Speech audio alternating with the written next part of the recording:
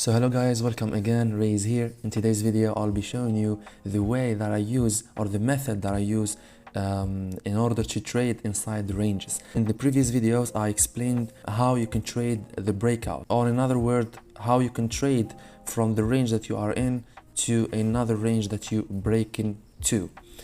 As you can see in front of you, we have a chart. So there are three conditions that you need to have in order to understand the way I trade inside ranges. The first thing is understanding the higher direction of the market, or understanding the general direction of the market. How you can start, or how you can look at the general direction of the market simply by looking at the higher time frame, for example the daily time frame, or the weekly time frame, or the monthly even time frame. In our example, I'm going to look at the daily time frame. As you can see, you are extremely bullish. That means that you are going to look for buying opportunities. Now you can go down to the other time frames, or the lower time frames, and you can start to identify your ranges. In this example, I can see directly a range here, a range that got broken here. So I can identify this range by putting a line. I can put, we have many levels. We have this level, we have this level, we have this level. We can draw it right here because we see that this level has been rejected many times in the past. As you see here, many times in the past. After that, it got broken and the price obviously went up. And when we look down, we could see that we have many rejections here, rejection here, rejection here. We could draw a support line in that place. After we broke below, we saw a continuation to fill another range here, as you can see, and then the price went up again. How I can start looking for buys and sells inside this range? Basically, after you understood that you are in a bullish market, so you are going to look for what? You are going to look for buys. Where you are going to look for buys, you are not going to look for buys in the resistance area, okay? You are going to look for buys in the support area. Why? Because you knew that the price has rejected this level one time, and then you are expecting that the price, if it came back to the same area, you are going to what? You are going to buy here when you see your setup has formed here, and then you can take a buy position to fill the up of the range. Okay, so taking a trade on this place is gonna be with what? With the market direction, because you are going to take buy with the market direction. But in the other case, let's say that you are going to take sales inside this range, and the general direction of the market is bullish, so taking a sell here is gonna make you take a loss. Why? Because you may gonna be trapped in what we call a false breakout or a fake out. As you could see here, we have an example, a clear example. Let's say that you are waiting for the price to take a sell. You see this area is a very strong area, and you are expecting the price to continue down. After rejecting this, you are taking a sell right here, putting your stop loss down, and you are targeting the low of the range, as you could see. And then you are surprised with your trade getting stopped out, as you could see here, because you are trading against the general market, or the general bias of the day.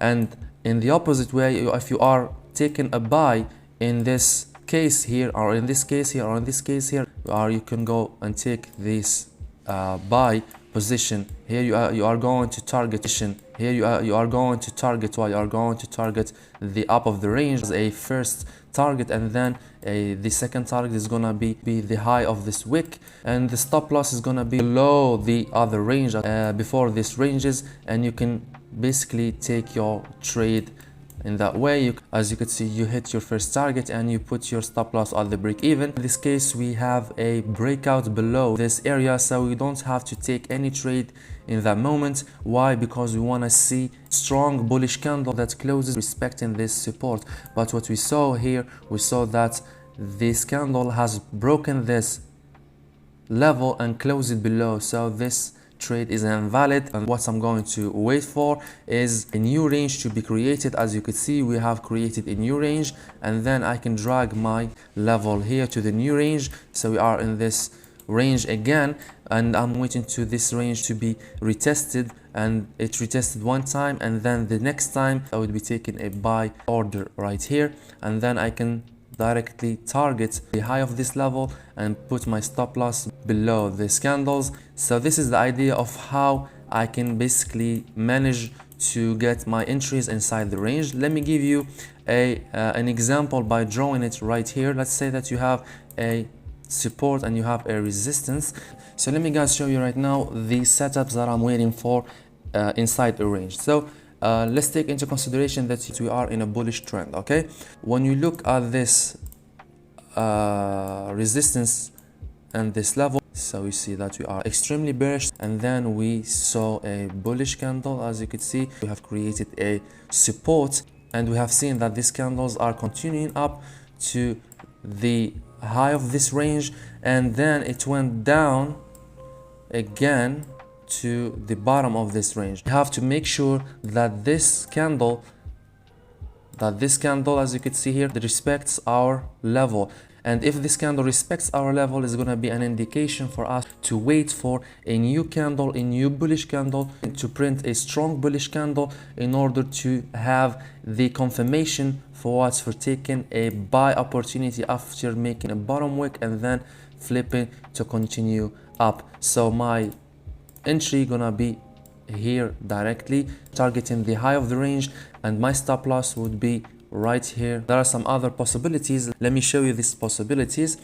So let's say that the range is now forming and you have a weak bullish candle. As you can see, a weak bullish candle is not a high confirmation for taking a buy trade, so you gotta wait for another candle, another bullish candle, to give you a higher confirmation of continuing up. So let's say that you have this candle. So now I have what? I have a clear confirmation with also with the trend direction, as I said before, to continue up. So I have to wait for the new candle to create a bottom wick and then continue up, and here is gonna be my trade simply.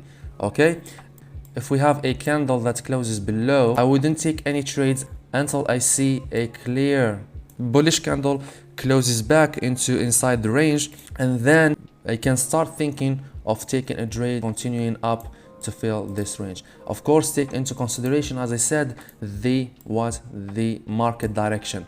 So guys, please don't take any trades inside the range where the market conditions are bullish and you are going to take a sell trade on a resistance level. Why? Because you may gonna be caught in what we call a fake out. Of course, you can take the possibility of you taking a trade after you break out here because you are following the trend direction, but when you are looking for a breakout trade. But when you are going to take a trade inside the range, I'm always advising you to take trades based on what? Based on the support level or the rejection of the support level to continue up, and vice versa for the bearish direction of the market, of course. So guys, this is the video. Thank you so much for watching. See you later in other videos.